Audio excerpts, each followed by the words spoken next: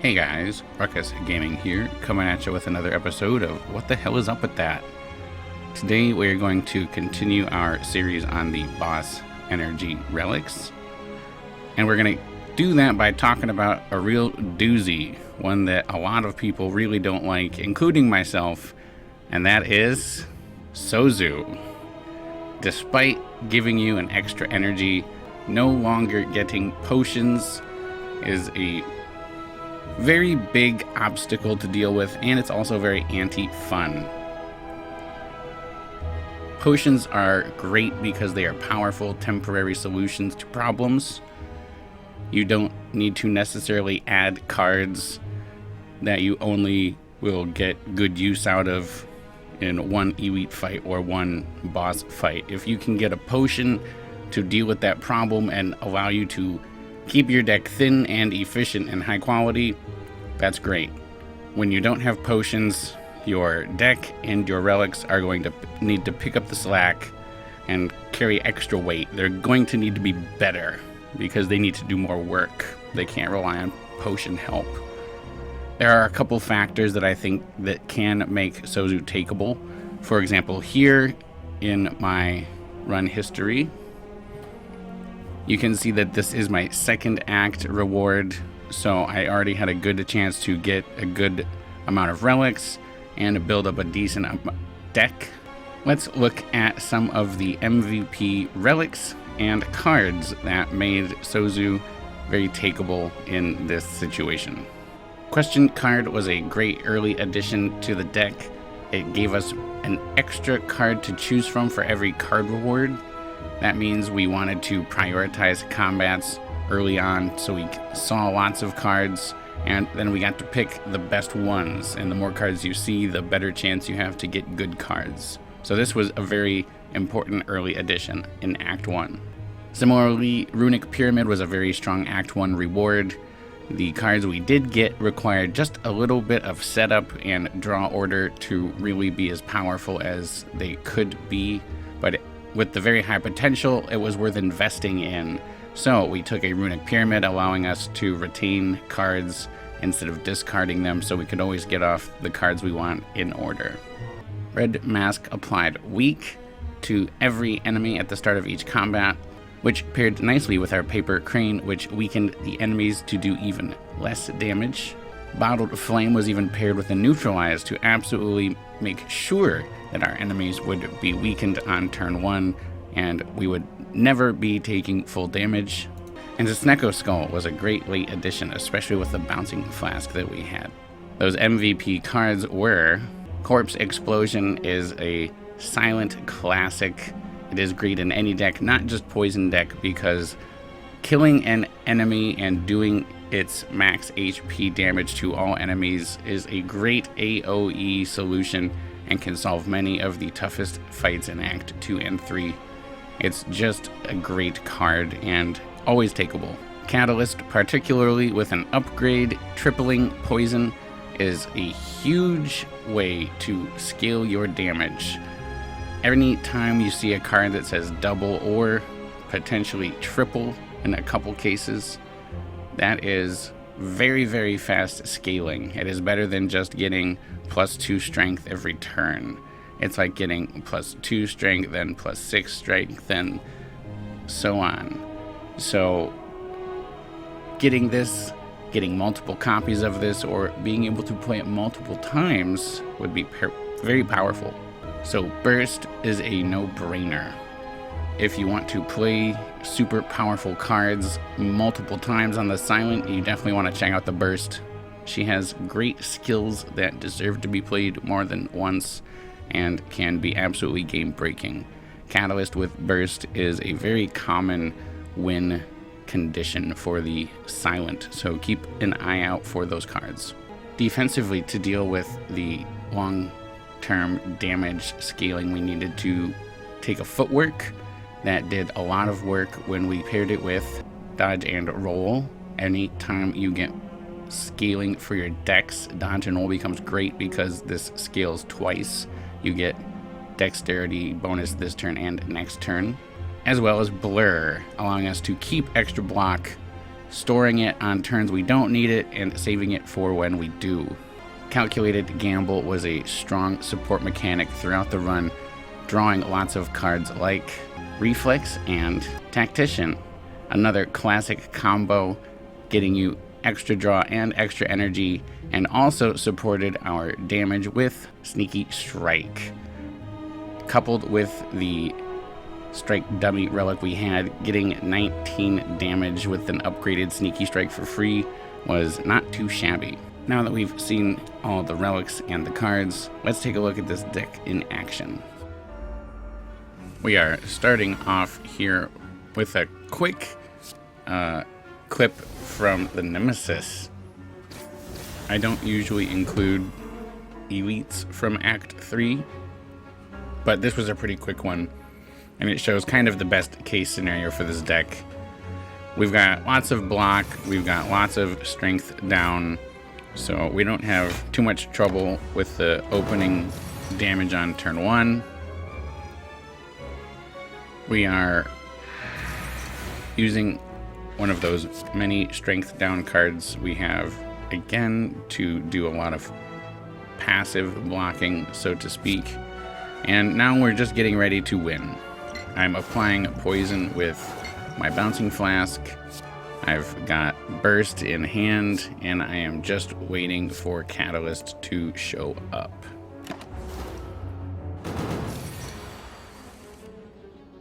There is the catalyst, so now I just play the burst, apply a little more poison with the corpse explosion to make sure we have enough, and then 2 catalyst gives you more than enough to kill the Nemesis. Alright, so we're starting off Awakened one here, and the good news is that we only have 1 power in the deck, Dexterity, or Footwork, so we don't have to worry too much about scaling up the Awakened one. It's going to be a little bit of a longer fight, but we're not going to have too much trouble with this one. We start off just by drawing a little bit more. We're looking for Corpse Explosion, and I'm choosing to go after the front cultist because it has the most HP, so I know it will kill the second and I won't need to do anything to that one. So for now, just playing a little bit of poison, a little bit of setup, blocking, and decide I want to keep that Survivor Tactician in hand for next turn. We're very happy to see the Corpse Explosion show up this early. It was very helpful to have 2 of them in the deck to make sure that we got to it, because we did have 32 cards. Now it's the beginning of the end, but I'm still going to wait on that Catalyst. I'm going to use that much later to deal with Awakened one in the second phase. So that means the first phase is going to be a little bit slower, but knowing that I've got the Corpse Explosion in there, I'm happy to just do a little blocking, clear out hand space for next turn, and next turn, once we kill this cultist, we can focus and make sure that Awakened one dies as soon as possible. This is a little bit of a bum draw for us. We unfortunately don't have any way to discard for Sneaky Strike, so we have to play for the full cost. We do get the kill though. I play the Dark Shackles, could have gone with Piercing Wheel. Either way, I don't think it matters. We aren't scaling him up, so we're not really scared of those multi-attacks very much. Now we are cooking with gas. We get that Apotheosis. We've got another Corpse Explosion to get poison going on the Awakened one. So now I just want to get that going so we can end this fight quickly and then block as much as I can. Reflex with some dexterity is pretty nice. We didn't get that footwork yet. We see it there now, but deflect pairs very nicely with getting extra dex from something like footwork or kunai. So always like to see a deflect when you're scaling your dex up. And we easily full block as we just keep drawing and drawing through our deck.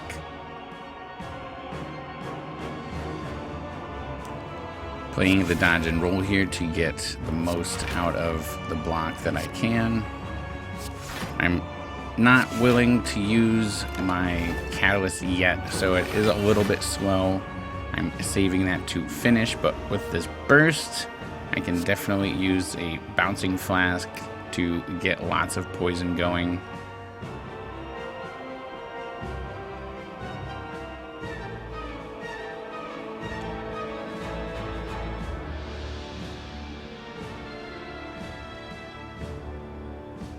I think I'm deciding about how to get the most poison as well as energy, so I'm deciding between Corpse Explosion and Bouncing Flask there, but Bouncing Flask is the best choice. And then Prepared on the Tactician. Lots of discard. Prepared being discarded gives us a little bit more hand space. I've got the Survivor for that reflex, so I didn't need to use the Prepared for that. And just grinding it out. We don't have any problem blocking for this weak Awakened one. Even if we do play one footwork, it's not going to make enough of a difference. We've got lots of multi-turn block between Blur and the dodge and roll. So sitting back and just taking it easy while the poison does its job. And once turn or phase 2 rolls around, we'll get that catalyst going.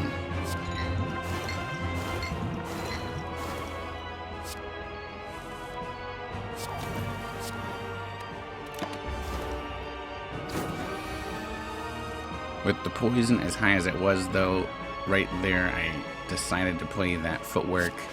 Didn't want a chance to get not having it in the hand when he's doing his mode shift. And he's got so much poison, he's going to die very quickly. Bursting another Bouncing Flask. Again, only doing 12 damage, no problem blocking. Here, we do have a Blur, so I very shrewdly decide, instead of just ending turn, to build up as much block as I can. Play that Blur, get that block going, and fill that hand for next turn. Because he is going to reduce all of his debuffs and then come back with a big strike. So that stored block leaves us free to attack. Not a great turn damage-wise, but we did clear up some hand space. And now we are really just looking to get poison, then burst that catalyst, and go on to Act 4.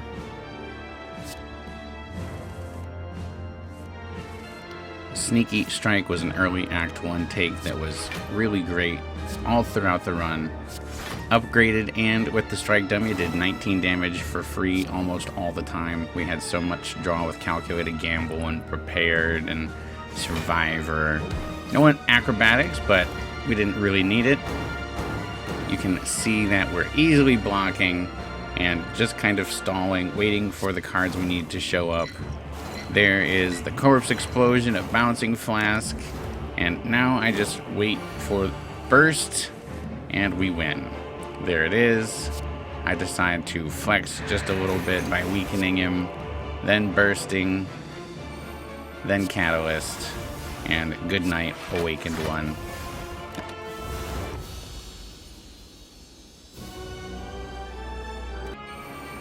Here we are starting off Spear and Shield, and this will be much faster than Awakened One. The main strategy is just going to be to get Corpse Explosion onto Shield, kill it, do lots of damage to Spear, and then finish quickly. We are looking at only 26 coming in because we've got lots of artifact down. We are able to use our Piercing Wail, do strength down to both of them, which is much better than Dark Shackles just on one target, and clearing our hand space for turn 2. Still not seeing exactly what I want, so I'm going to draw more with Survivor. Still digging. Find an Apotheosis. Not exactly what I'm looking for, but pretty good. Kind of deciding if I want to use this Calculated Gamble. First, I go for a dodge and roll. Then the Calculated Gamble. Corpse Explosion finally shows up. I use my Dex. And with the footwork in play, I'm actually now looking to use this burst on some block and save the corpse explosion for later. So burst this backflip, get lots of draw, and there is a Dark Shackles to more than do enough strength down to make sure I don't have to save any of this block. Use that just to do 20 damage here instead of 10 damage against the heart, min-maxing my potions, just 200 IQ kind of plays you see on this channel. I've got quite a bit of energy. I've got good cards in my hand. I want to get this corpse explosion going and save up block if possible. Anytime I see Tactician, I'm going to discard it as soon as possible as well. Free damage with Sneaky Strike, can't say no to that. Now we got the corpse explosion on. Looking for a catalyst to come around, not catalyst, a burst to come around. Not quite getting it, but I do have the ability to build up some block. Get a little more poison going with a bouncing flask. May even weaken to make sure I'm not going to take big damage later.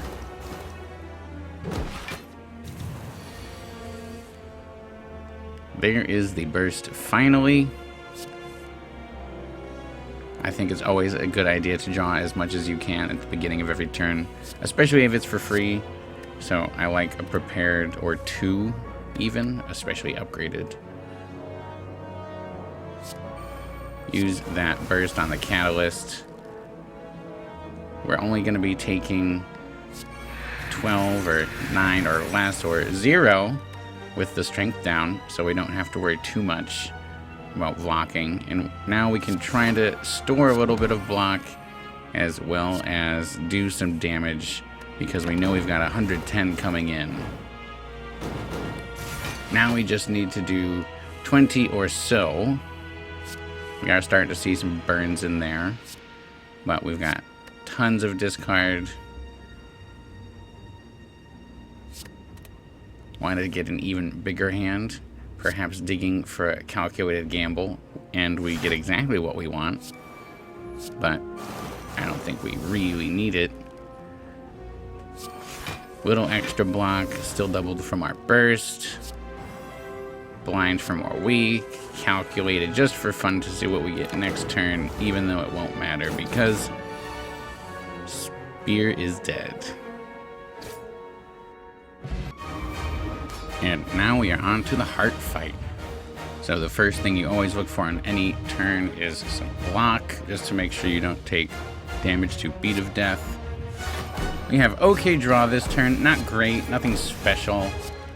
We are going to have a couple cards that we can retain, but not a crazy turn one setup wise. I do decide to keep 5 cards in hand. I know I'm going to get some statuses inserted, so if I get a nice big hand full of 10 cards, if I get a calculated gamble, I might be able to get out of those bad draws, but we didn't get any of them yet. I do have 36. It is not the multi-hit, so unfortunately my Dark Shackles, Piercing Wails aren't quite as good. Here I am about to make a very silly play. I drink the Dex Potion, which is wise to do. Get the deflect in there for free block to start, again for Beat of Death. And now I'm sitting here having a long think about whether I should be using this burst to block, using these strength down cards, or to add poison. And for some reason I decide that if I just put the poison on now, I can take a little damage here and I'll be fine. And then again, for some reason I decide that Corpse Explosion is the best way to do that. I think the burning or bouncing flask would have been much better there. Don't really know what I was thinking. I would still do a decent amount of block because I get the survivor doubled, but I do take some damage. But knowing I do have the multi-attack coming next turn, I decide to use the strength down cards here. Not the blur for early block. Get that apotheosis. Footwork going.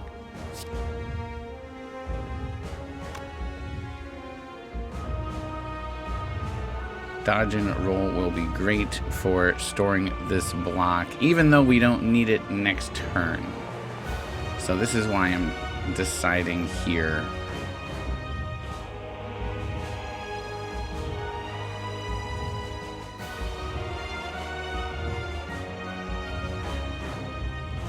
Again, I'm thinking that ultimately because of the strength down cards, I just want to try and build up as much poison as I can now. So I use my dupe pot on Bouncing Flask. And now all I really need to do is get back to Burst and Catalyst. The Dark Shackles means I don't take any damage.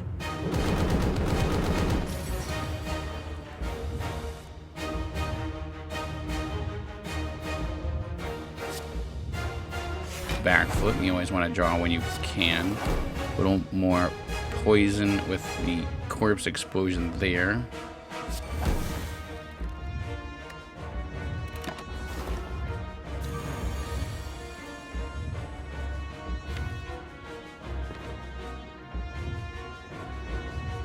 We don't get exactly what we're looking for on this draw, and a little panicked to see that big attack. So I play that calculated gamble, hoping to find something and forgetting about Beat of Death. Finally get Blur in there to take care of that for me. Free Sneaky Strike, always happy to play that. Again, prepared with Tactician and Reflex, doing lots of work this whole run. Always using that Reflex to fill my hand just in case I get a calculated gamble. Didn't get it there, but now I'm just trying to survive. I've got the Catalyst in hand, and I know once I can use Burst on that, it's over. So as much strength down as I can, saving one for this specific turn. But now that I've got this blocked and I've got Burst, I've got Corpse Explosion, Catalyst, this fight is over.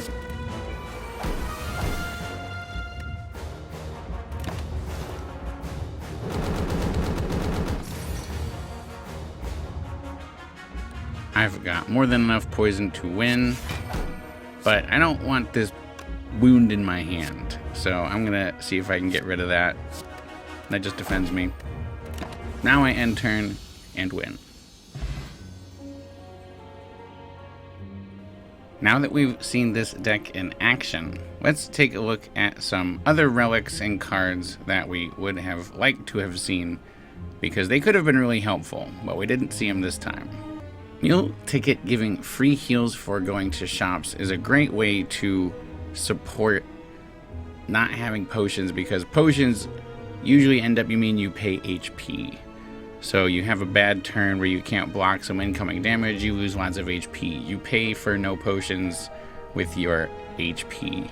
Meal Ticket is another way to get that back, as well as other relics such as Regal Pillow and Eternal Feather. Whenever you have some kind of limited resource issue, healing is always going to be a nice way to support that and give you a little bit of a buffer so you can take some damage, you can have some bad turns, and still live through it. Scaling with relics like Shuriken or Kunai is extremely important when you don't have potions. You're going to need to have a strong correlation, a strong synergy between your relics and your cards, and relics that reward you for playing cards and making your cards stronger are going to be very important when you don't have potions to fall back on and save you. This also goes for relics like Nunchaku, which gives you energy, Ink Bottle, which gives you draw, and Pen Nib, which doubles your damage every time you play 10 cards. So the more cards you play, the better you do. Great to have when you don't have potions. And of course, there are always strong relics like Dead Branch and Incense Burner, which are so strong in their own right that they can often win runs and allow you to take other riskier choices in other places. Relying on having a strong deck with good cards makes Pandora's Box and other relics that transform cards such as Astrolabe really nice for forming a strong deck, and Empty Cage can help you remove cards to raise the overall quality of each card that you draw each turn. And finally, let's take a look at some cards we would have liked to have seen on this run. Of course, you can't talk about a draw or discard silent deck without talking about acrobatics. It's an absolute staple. Fortunately, we had so many other sources that we didn't miss it too badly. Dagger Throw is a great silent attack common that you are very happy to take in Act 1 that works very well in decks just like this. Poison Stab coupled with Bane is a great damage option for poison decks, especially when you're waiting around for some setup and you're stalling and doing no damage. Eviscerate is a great way to do lots of cheap damage if you've got as much discard as a deck like this. Unfortunately, we didn't have any strength to scale it, but if you do have something like a Shuriken or a Vajra, something of that nature, perhaps a Girya, Eviscerate can be extremely powerful. Anytime you're going up against the heart in a deck that plays lots of cards every turn, Afterimage is always super helpful to have just for Beat of Death. Building up big hands with Runic Pyramid makes bullet time very attractive, especially when you've got lots of 2-cost cards like Corpse Explosion and Bouncing Flask that you really want to play on the same turn. Nightmare is great for creating multiple copies of your best cards, so if you need them to win and you must draw them, you have a much higher chance to do that. And of course, Wraith Form is always one of the silent's best ways to block big incoming attacks. This would be great for storing a block with Blur and then using it later when we don't need it. Thanks for watching all the way to the end. I do want to say that I think that this is a pretty strong run, and sometimes people say that, Sozu doesn't really play an important role, or that when you have such a good run that it doesn't make a difference, so it's not a good example of how to take Sozu, and I disagree.